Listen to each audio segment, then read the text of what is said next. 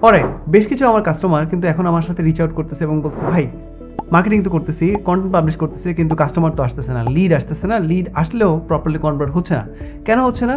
কারণ এই যে দেশের ওভারঅল সিচুয়েশন, এখানে সবাই একটু হয়তো বোঝার চেষ্টা করতেছে যে কোথায় টাকা খরচ করা উচিত, কোথায় টাকা খরচ করা উচিত না। তো সবাই কিন্তু একটু কশাস। তো আপনি যদি ওই জায়গায় হন যেখানে আপনার মনে হচ্ছে যে কাস্টমার আসতেছে না, কিন্তু তাহলে আপনি করবেনটা কি সেটা যদি জানতে চান, then keep watching this video. Here is my opinion. Obviously প্রতিটা ব্যবসারই কিন্তু আপস অ্যান্ড ডাউনস থাকে, প্রতিটা ব্যবসারই কিন্তু সিজন থাকে, রাইট? স্পেশালি কিছু টাইপের ব্যবসা থাকবে যে আপনার একটা স্পেসিফিক টাইমে আপনার কিন্তু অনেক ভালো ভালো ব্যবসা হবে, আবার স্পেসিফিক টাইমে কিন্তু হয়তো বা একদম ভালো রকম ব্যবসা হবে না। তার মানে কি যে আমরা কোনো কিছু করবো না? না, কাজ করতে হবে, কিন্তু কী কাজ করবো that's important to understand, right? এখন যেহেতু আমরা ওভারঅল অনেক মার্কেটিং নিয়ে কাজ করেও হয়তো বা কাস্টমার পাচ্ছি না, আমি সবার কথা বলতেছি না, বাট যারা আছেন যে ইউজুয়াল টাইমে, নর্মাল টাইমে আপনি দেখতেছেন আপনি ভালো মতো কাস্টমার পাচ্ছেন, কিন্তু এই মুহূর্তে দেশের ওভারঅল এই সিচুয়েশনে আপনার এনাফ কাস্টমার আসতেছে না। এখানে I have a really good advice for you. Here is my opinion. So দেখেন, আমরা কিন্তু সারাদিনে মাল্টিপল টাইপের কাজ করি, এর মধ্যে কিছু কিছু কাজ থাকে যেগুলো হচ্ছে ইম্পর্টেন্ট এবং urgent. Most of the time আমরা কিন্তু ওগুলো নিয়ে কাজ করতে প্রচণ্ড ব্যস্ত হয়ে পড়ি। বাট এরকম কিন্তু কিছু প্রজেক্ট থাকে আমাদের, যেই জিনিসটা আমরা যদি এক্সিকিউট করি, ওটা করলে হয়তো আমাদের ওভারঅল ব্যবসাটাই নেক্সট লেভেলে চলে যাবে।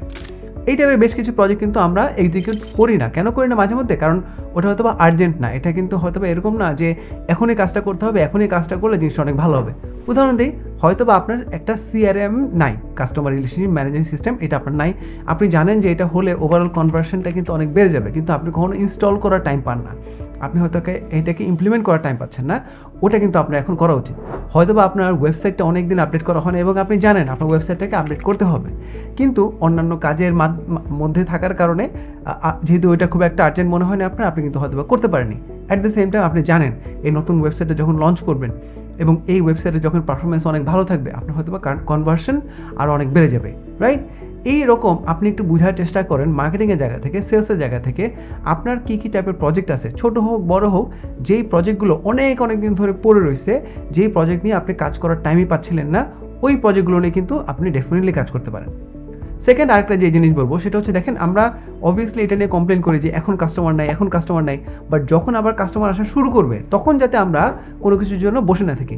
উদাহরণ দেই, আপনি জানেন যখন হচ্ছে ইকোনমি ভালো হয়ে যাবে, তখন হয়তো আপনার ফুল ফ্লেজেডে বেশ কিছু অ্যাড চালাতে হবে, হয়তোবা ওই অ্যাডের ডিজাইন করা দরকার, ভিডিও এডিটিং করা দরকার, রাইট? ওই সবগুলো প্রিপেয়ার করা দরকার আপনার। কিন্তু যখন আপনার ইকোনমি ঠিক হবে তখন যদি আপনি এগুলো নিয়ে কাজ করেন তাহলে তো আরও পিছিয়ে গেলেন। Weren't you do this? আপনি এখন প্রিপারেশন নিয়ে ফেলেন, এখন আপনি প্রিপারেশনটা নেন যে যখন ইকোনমি পুরোপুরি মোটামুটি ঠিক হয়ে যাবে, যখন আমি দেখতেছি ইজ দ্য রাইট টাইম একটা প্রপারভাবে মার্কেটিং পুশ দেওয়ার, তখন যাতে ওই প্রপার মার্কেটিং পুশটা আপনি দিতে পারেন। অতএব এই দুইটা জিনিস আপনি একটু মাথায় রাখতে পারেন। এক নাম্বার, ইম্পর্টেন্ট প্রজেক্ট যেগুলো আপনি এক্সিকিউট করার টাইম পাচ্ছিলেন না এতদিন, ওটা নিয়ে কাজ করতে পারেন। আরেকটা যে জিনিস সেটা হচ্ছে, যখন ইকোনমি আবার ঠিক হয়ে যাবে এবং ভালো রকম একটা পুশ দিতে পারবেন, ওইটার জন্য যা যা প্রিপারেশন নেওয়া দরকার সেই প্রিপারেশনগুলো কিন্তু আপনি নিয়ে রাখতে পারবেন। So thank you so much. I hope this was helpful. If it was, do follow me on Facebook. দেখা হবে আপনার সাথে নেক্সট ভিডিওতে।